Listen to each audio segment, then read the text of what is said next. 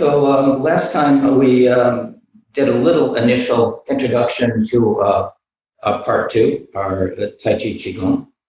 And I had mentioned the coming to China of Bodhidharma.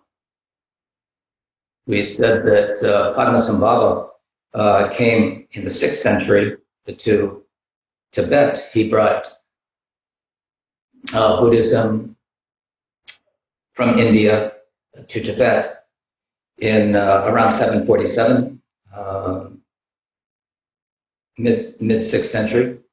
But Bodhidharma came to China almost 2 centuries before that, in around 527, and established his Shaolin temple there. And in the Shaolin temple, I had mentioned to you, the monks had not been trained to protect themselves in the monastery from attack, and there were threats to their survival. In fact, they were not in good health at all. And Bodhidharma began training his monks in ways to strengthen their bodies and to protect themselves and the monastery from marauding bandits who were pillaging local communities and were threatening the temple itself. So that's where this Shaolin style of martial arts came into existence, and it's still there, but now it's kind of more as a tourist attraction. It is still a working monastery, but it is different now in China than it had been. The monks still, the foremost aspect is still the teachings of the Buddha, and they are trained in meditation, but they have extensive training in martial arts, and have been made stronger with martial arts and Qigong and breathing exercises and stretching to enhance flexibility and movement. So this is what Bodhidharma brought as an adjunct to the teachings of the Buddha from India to China. And he was the first Chinese patriarch. He's the one who brought Buddhism and is considered the first. As we say, there have been many patriarchs. Sometimes we hear about the 6th patriarch, who was a very prominent writer and had a big impact on China. But the first was Bodhidharma. Tamil is his Chinese name, and we had mentioned last time that you can look at his biography. He was quite an exceptional person, advanced in his spiritual and physical prowess, and revolutionized both the monastic training and martial arts in China. So we spoke a little bit about that. So there's a lot that has come from India to the rest of the world. And I had the good fortune of also studying yoga with some of the foremost masters in India, Iyengar in Pune, and Vishnudevananda and Shivananda temples in the Himalayas. So I will be bringing a little bit of yoga, and I know some of you are well versed in yoga, so we will do this together, and if you have things to add, that will be fine.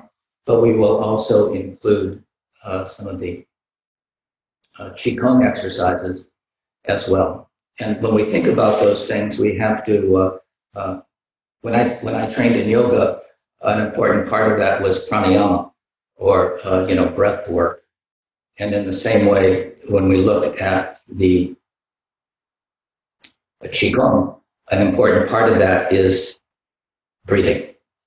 That is our primary source of energy. And we'll talk about that more when we get into the metal element, which includes the lungs and the large intestine. Those are the two organs associated with the metal element.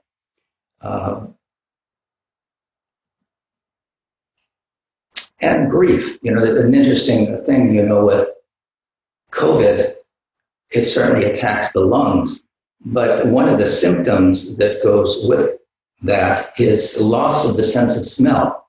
And in Chinese medicine, that is linked to the metal element, our sense of smell or lack of it. So it doesn't come as a surprise that one of those symptoms is a lack of smell, or one loses their smell with COVID.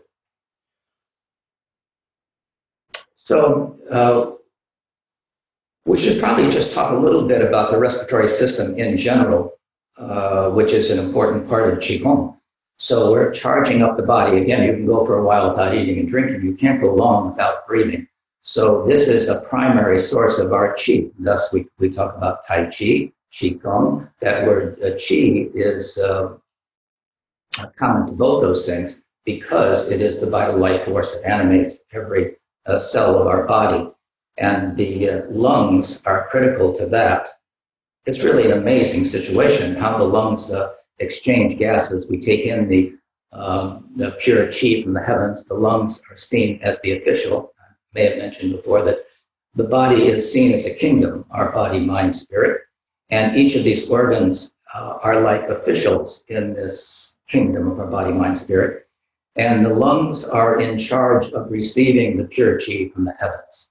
And they extract that qi and send it to every cell of the body through the lungs.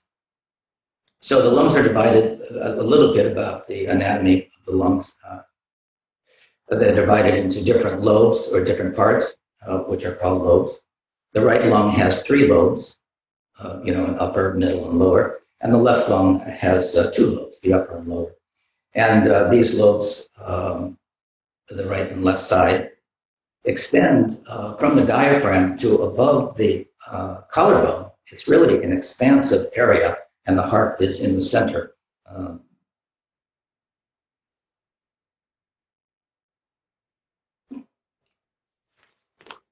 So there are these, it's good to breathe through the nose. So from the nose, we breathe, enters the nose or the mouth, and flows through the throat, the pharynx, and the voice box, larynx, and enters the windpipe, the trachea. And the trachea divides into 2 hollow tubes called bronchi. And the right bronchi goes, into the right lung, and the left bronchus. Bronchus is the singular word, so we should say bronchus when we're talking about 1. Bronchi or 2. These bronchi then go on to divide into smaller bronchi, which are called bronchioles, the smallest air tubes in the lungs. And these air tubes, these bronchioles, is the what we call the respiratory tract. And they divide or come into smaller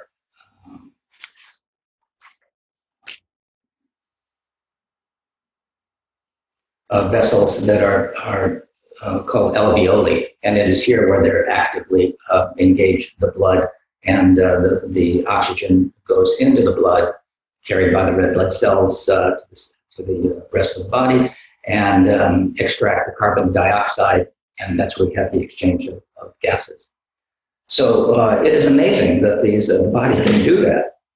It seems to me, I'm always amazed by that. But breathing, consequently, is a very important part. And having the lungs do their job correctly is an important part.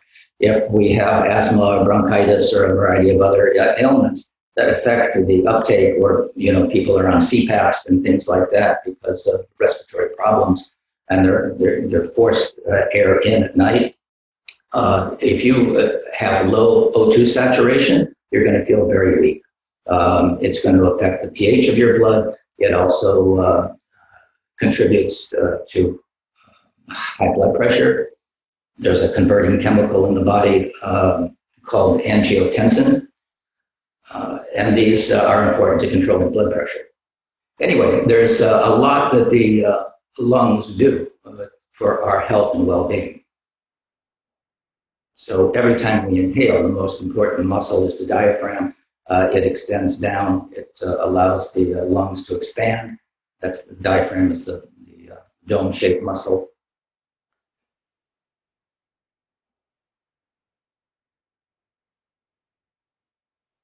And then we breathe, and that oxygen goes into the bloodstream. So a little bit of the anatomy of our lungs. I don't know if you find that interesting or not. I find it fascinating. That's why I work with the body. And these bronchia, these alveoli, although they're small, it is said that if they were spread out, they'd be about half the size of a singles tennis court. over 1,000 square feet. So there are many of these alveoli. That is the end point. We said that it goes to the bronchus, to the bronchioles, and then to the alveoli. So that also regulates CO2. When it rises, as we were saying, these sensors send out electrical impulses to the brain, and these create electrical signals and the muscles, and it creates the heart beats faster sometimes to get more oxygen in, and that's we can get hypertension or cardiovascular racing of your heart. Okay, enough of that. I hope I'm not boring you to tears and your eyes aren't rolling in the back of your head at this point. Any question about anything I've said so far? Is this okay for you? Yes, it is. Not boring. It's excellent. Okay, good.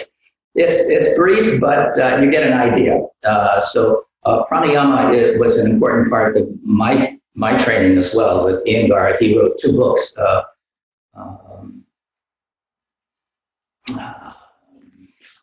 Having said that, I've forgotten. Light on Yoga and Light on Pranayama. So if you're interested in the yoga part of it, you can look for Light on Yoga. And the other book is particularly, he stressed pranayama, breathing exercises, and that was Light on Yoga. So we'll begin our just a few exercises. We are now homebound probably more than ever, and consequently we're on our computers more than ever, and our heads are down where you see people walking around and they're just focused on their phones, and it creates, we're getting dowager's hump in our back. We say, keep imagining that when we're doing our meditation that you're being suspended from the heavens by a string.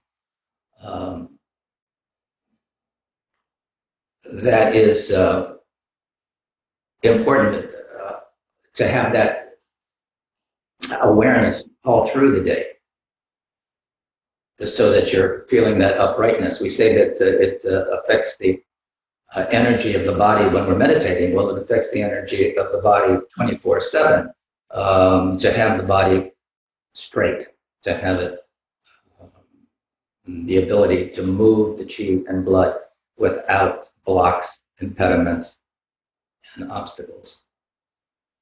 So the first thing that we're going to do, and that I'm going to recommend that you do, and all the things we're going to do are just going to be in a seated posture. So this is going to be Qigong and yoga for meditators, because this is something that I do on a regular basis, just when I'm sitting, and before or during or after my sitting practice. So what you can do is just sit straight. If you're, no matter where you're sitting now, just try to take an upright position. And we're going to just do some head rolls. So bringing the head down, chin to chest, then inhaling up to the count of 6. Inhaling, inhaling, inhaling, inhaling, inhaling, etc. And then exhaling down. So inhaling up to the right. Nice full breath. Exhaling down. You can breathe in through the nose and exhale through the mouth if you like, but inhale through the nose. Become familiar with inhaling through the nose. And just relax. Relax the shoulders. When you're bringing the head up, you're inhaling. When you're bringing the head down, you're exhaling. First to the right and down, and then reverse. Head up to the left, inhaling, and head down to the right, exhaling.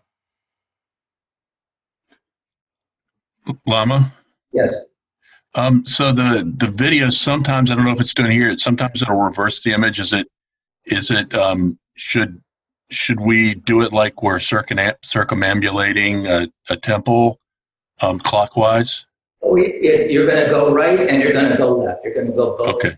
So whatever way is comfortable for you. It's I started off with my head going to the right, but it looks like I'm going to the left. Right. Yes. You're right. Yeah. Yes, it is. It is my right. But that is not so essential.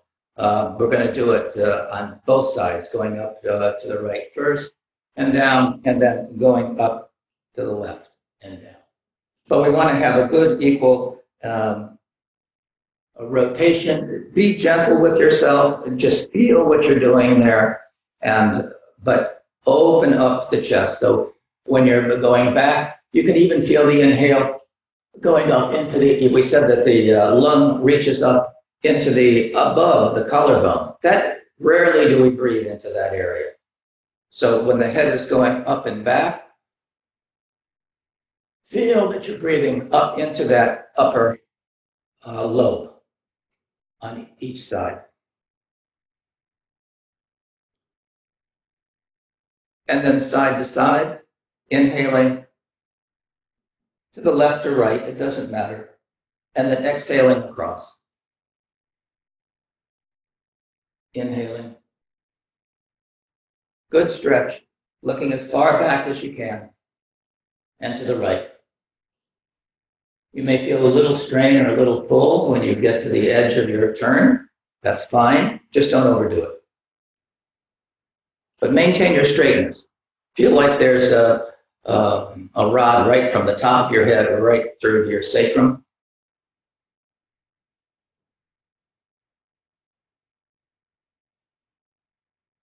And after a few of those, everyone doing okay?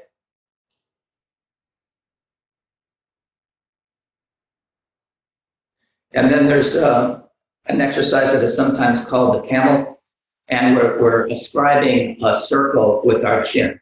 So inhaling out, exhaling in. Inhaling, exhaling. So those upper cervical vertebrae are being extended and contracted. We're getting more blood flow to the brain.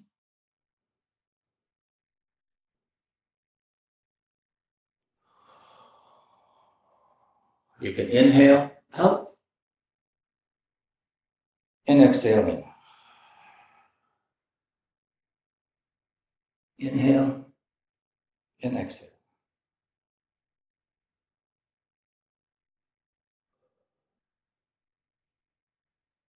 Any question about those three for your head and neck? We're starting from the top and working down. So that is we could do one as well if I'm going to my right side now and bringing my head back and really feeling that upper quadrant of the upper lobe on the left side.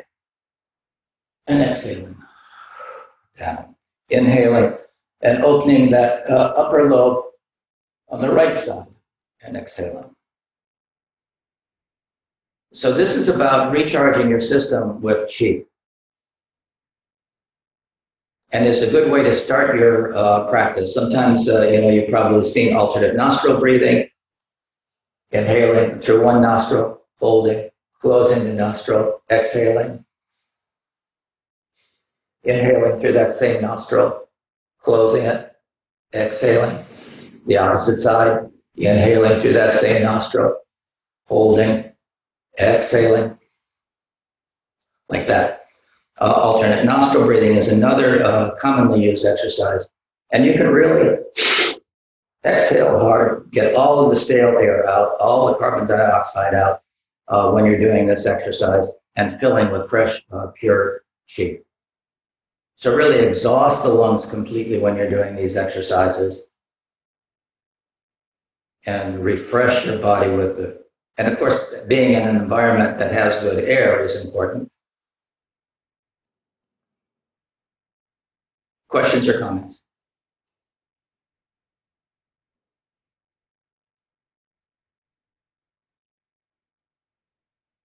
So just like Bodhidharma, we want to have our bodies also strong.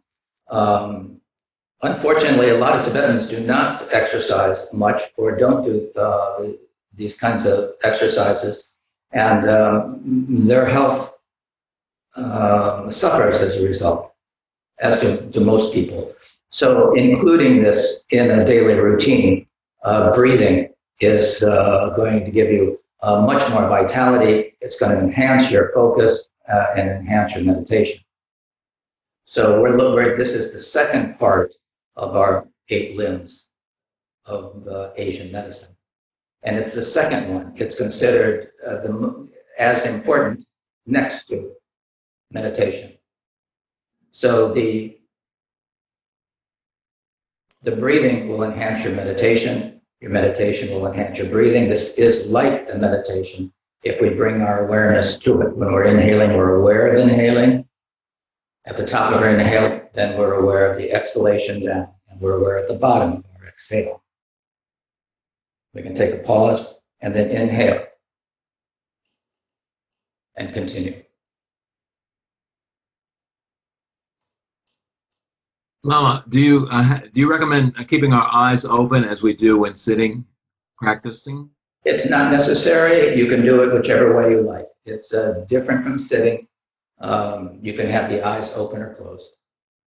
Okay, thank you. So those are basically yogic exercises, working the neck. So the shoulders, you can do forward, up, back, down, forward, up, back, down. Inhaling, inhaling, exhaling, exhaling. Inhaling, inhaling, exhaling, exhaling. So we're always bringing the awareness of the breath. Yoga means yoking, mind and body.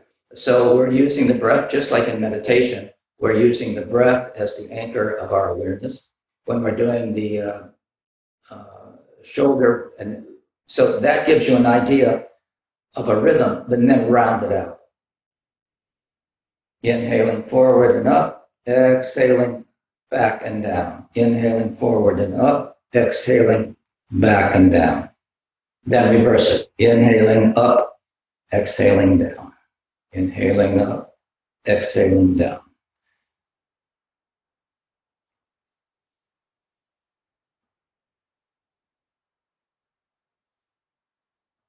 Then you can do shrugs. Bring inhale, exhale, let everything go. Inhale, exhale, inhale, exhale. So again, this is more working with the shoulders. We work with the neck, then the shoulders. So along those lines, we can extend the arms up. Inhale, inhale, inhale, inhale, exhale. Inhale, exhale. Inhale, exhale.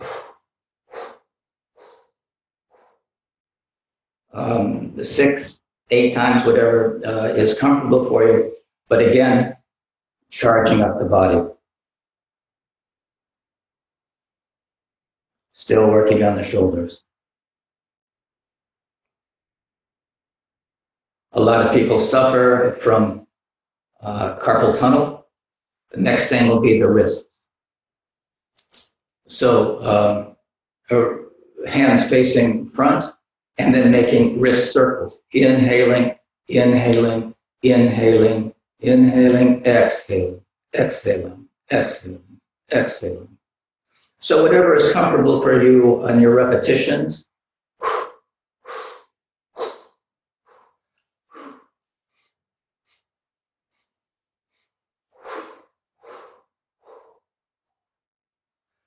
About this, you can do that 6 times, 8 times, 10 times, but start slowly and work your way up. So that is neck, shoulders, arms, and hands. And you can see you can do it just from a seated posture, just like I did it. And if you've been doing that, you can feel the blood flow, you can feel more alert, You can feel more awake.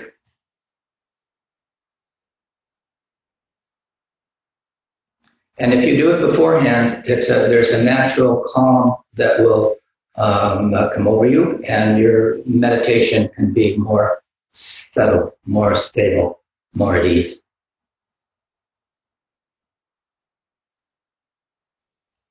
So we're talking about the lungs, and there are a couple of other exercises that we can do, Qigong exercises.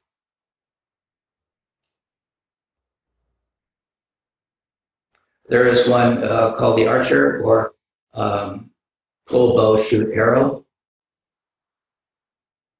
And I will demonstrate that. We can begin that with a prayer position, Anjali. And then inhaling, we make a, it's called sword fingers. And then inhaling, looking towards whatever side you're extending your arm out, and as if you're pulling a bow.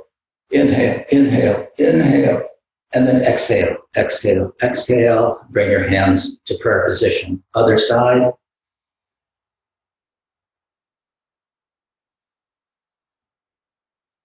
Exhale. Inhale. Exhale. Inhale. Exhale. Inhale. Open your chest. Exhale.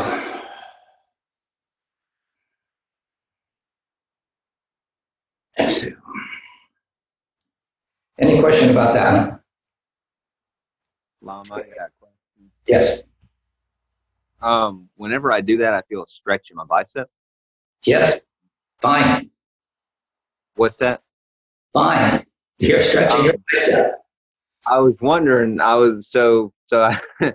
question was, when that stretch is there, is that connected to like a meridian, or is a meridian there? And is that Actually, the meridian of the lung runs from the thumb, comes up the medial aspect of the arm over the shoulder, and ends underneath the clavicle, underneath the collarbone. That is the lung meridian. And the large intestine runs from the index finger up the arm and ends at a point next to the nose called welcome fragrance. And so both of those run through the arm and can affect that. Another question just came up based on what you said about how the thumb is connected and it goes up the arm. So they can numb part of your pinky or your hand, and it'll numb your pinky all the way up to your elbow. And I'm wondering, is that also a meridian that they just happen to know about?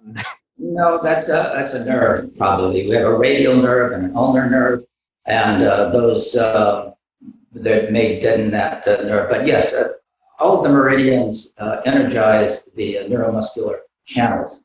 So it can be affected, but I think that's more of an anesthetic kind of situation that is due to anesthesia. Thank you, Lama.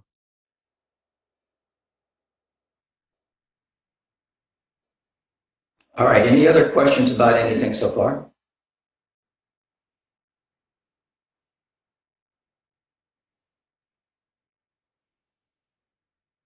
All right, another Qigong exercise is called lifting the sky.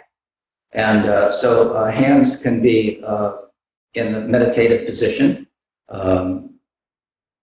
equanimity, and then inhaling up, turn the hands over, inhaling, inhaling, inhaling, hold fingertips looking towards each other, and then exhale, exhale, exhale, and back to your sitting posture, just like you would in meditation.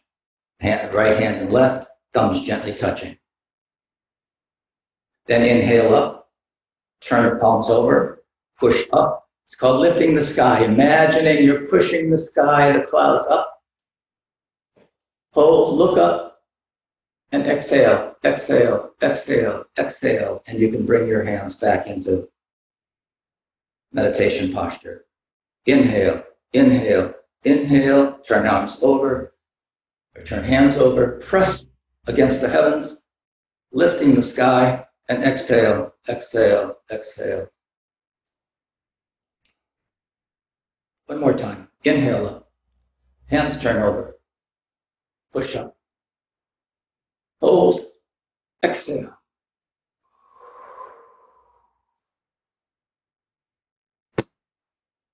Lama, Yes. what did you call that? The lifting what? Lifting the sky. The sky. Thank you. The other. Yes. We can see the top of your hands when you're at the very top. Are your hands still kind of at a 90-degree angle, so you're still pushing straight up, or are your fingers pointed to the straight up? The fingertips are, the palms are facing the heavens, and fingertips are pointing towards each other. Thank you.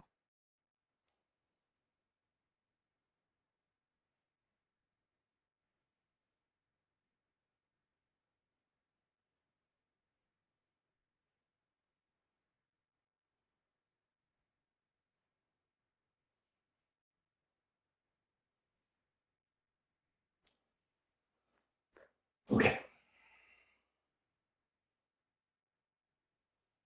Do you think you could do those? Sure. As I say, this is something that you can do just from a seated posture. You don't have to have a lot of equipment. You don't have to have a big space. You can just stay in the seated posture. Of course, you can do all of these standing in a standing posture as well. And when you see the Qigong exercises, generally the feet are parallel and shoulder width apart. You're doing the same thing, but in a standing posture.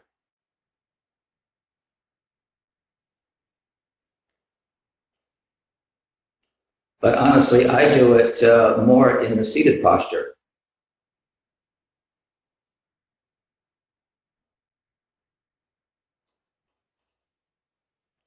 So I mentioned the lungs. The lung time, we're going to go into this more when we talk about the Asian medicine portion of the 5 elements. But there's a time associated with each of these elements. The lung peak time is 3 to 5 a.m. in the morning, and its low time, this diurnal cycle, is 3 to 5 p.m. So often, in the monasteries, the day begins around, between 3 and 5, and you begin doing the exercises and pranayama and those kinds of things first thing in the morning when the lungs are at their peak to receive the pure qi from the heavens. So in China, it's not unusual to see people in the parks first thing in the morning doing their tai chi or sword forms or different kinds of exercises, because that is the time when the lungs are at their peak to do their job. And what follows is the large intestine, 5 to 7.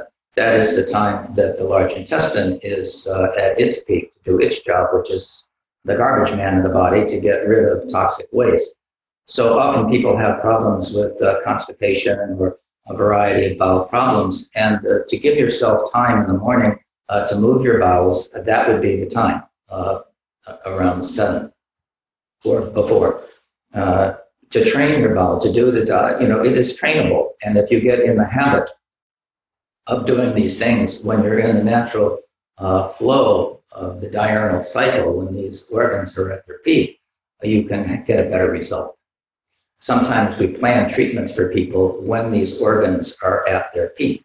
So if there's a time that we can arrange appointment times during the peak time for that particular organ, we have even a better response.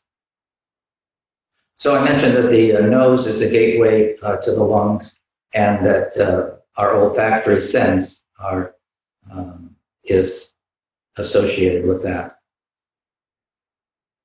Grief is also the emotion associated with this. So grief, sorrow, separation, loss.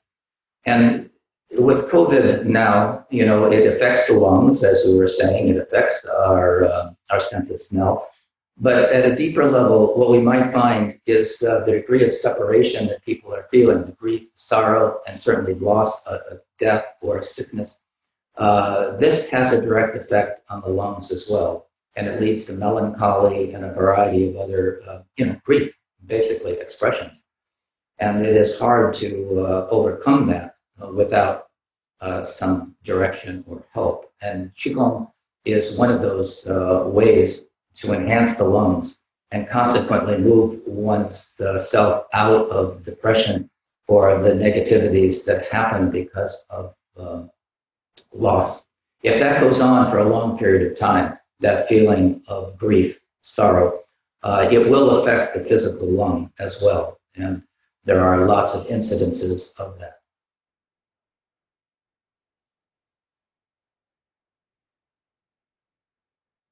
The taste, just to kind of clarify that a little bit as well, we have particular predispositions for taste: sweet, sour, salty, bitter, spicy.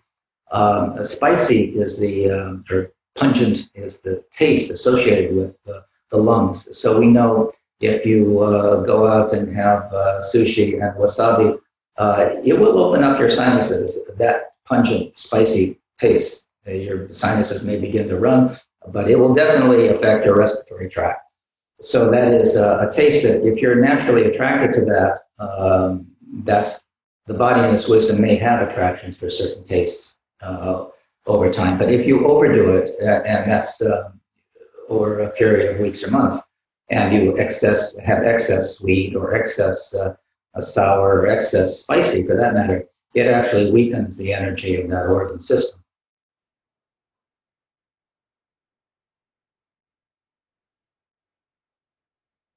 So I think it's important for us to know these things, and to so what we'll be going through a number of aspects of Asian medicine that have been, thousands of years old. I mentioned the Yellow Emperor's classic, the discussion of the Yellow Emperor Huang Di with his physician Shi Po is the oldest of medical texts. And the knowledge that's in there is still relevant today as it was then. So we're going to go over a number of those things. So each of the things we'll be discussing will have this relationship to the elements, whether it's feng shui, excuse me, or movement, or the energy of the organs, will all be related. Hey, Lama. Yes. Going back to what you were saying about the bowel movement. Yeah. Something that's helped me in the past has been, I think drinking coffee. Yeah. Yeah, like that seems to really, like, within like 20 minutes of I don't know, however long, but not very long, like having tea or coffee, like it happens, like if it needs to happen. So I don't know. I mean, I think anyway, I was bringing that up just in case, because I know maybe sometimes people, that may be like an issue or something. And well, it's a bowel stimulant. It creates a peristalsis in your colon, so that will move.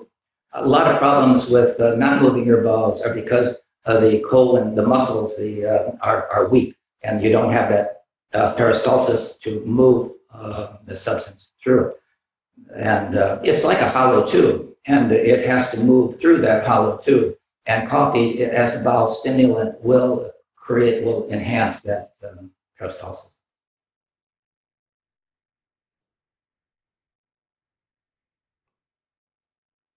And there's a number of herbs that do that as well.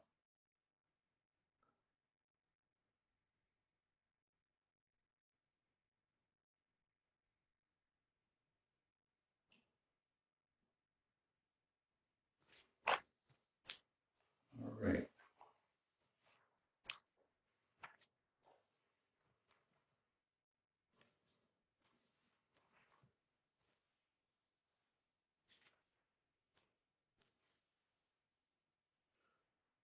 So in Asian medicine as well, the functions of the lung, certainly controlling the qi and the breathing is an obvious function of the lung. As we were saying, it's the official that receives the chi from the heavens. And it also, we're taking in and letting go through the large intestine. So that is not only physical things like air or foods or things like that, and taking it out by means of the large intestine, but and absorbing the things we need to. The large intestine also is the last place where we absorb our nutrients, particularly electrolytes and minerals and things like that, and some fluids. But we release what we don't need anymore. We're taking in new ideas. It can be on the mental, emotional level, with ideas which we're hearing right now and reading. So it's our capacity to take in. But we don't want to take in everything and keep it. Sometimes we have negative emotions. Sometimes we have different responses to things. And to be able to let go of those things that are no longer useful to us is in this domain of the mental element, between these two elements, or these two organs of the lung and large intestine.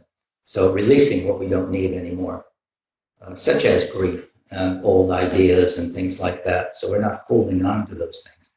We tend to hold on to them when our body is not processing them properly and not letting go of things that no longer serve us. And so, as we mentioned, extracting the pure chi from the air that we breathe and what we eat. And, we get energy from three sources. We get energy from our genetics, from our parents. Our ancestral energy is passed down through the genes. We get energy from the food that we eat through our nutritive chi that is digested through the stomach and the spleen. And we get energy from the air that we breathe. If any of those are compromised in any way, I mean, sometimes it's the luck of the draw as far as our genetics go. But if those are compromised, then we have a difficult time in this life. If our lungs are not doing their job of extracting the heavenly chi, the vital life force from the air that we breathe, whether it's asthma, bronchitis, pneumonia, a variety of other secondary things, then we're going to suffer as a result of that. And if our digestive system is not doing its job in extracting the energy from the food that we eat, or if our food is not nutritious, it is going to cause dis-ease at some level. So the lungs also give us a defensive chi. It is on the skin level, it protects us. We talk about our immune system. The lungs are a very important part of our immune system, as it is. It keeps us. It's a barrier from the external environment at a certain level. So it protects us, our immune system, protecting the body from illness. It's called defensive chi, or wei chi in Asian medicine, and is associated with the skin. And the skin is also seen as a third lung. It has its respiration as well, and it breathes too. And if we're all clogged up and our lungs are not doing their job, you will see it manifested as in the skin of psoriasis or a variety of other kinds of skin problems. This is a direct relationship to this metal element and the lungs.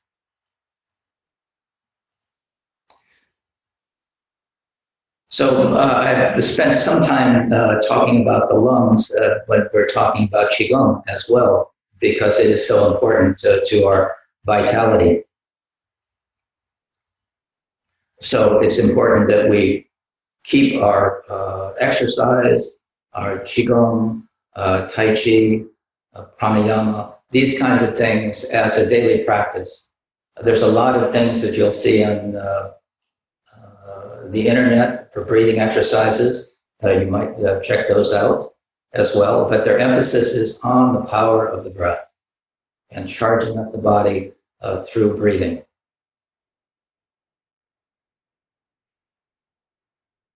All right, questions or comments before we close?